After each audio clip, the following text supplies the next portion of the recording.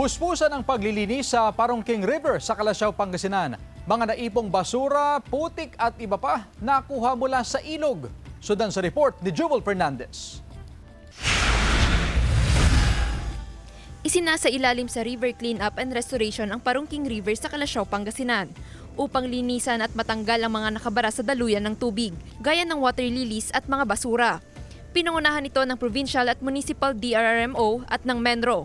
Inumpisahan na rin ang pagbubungkal ng lupa sa ilog bilang paghahanda sa tag-ulan.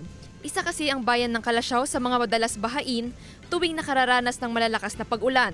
Mabuti po ito at pag may baha, medyo madali nang umagos yung tubig, hindi na mapupundo sa mga bahay-bahay namin. Muling nagpaalala ang Menro na maging responsable sa pagtatapon ng basura. May mga batas umano na umiiral at magpaparusa sa sinumang mahuhuli nagtatapon ng basura sa ilog. Konting paunawa at pakiusap po sa inyo pong lahat na sana yung pong ating mga basura is i-dispose po natin ng tama. Ang ating pong ilog ay hindi basurahan.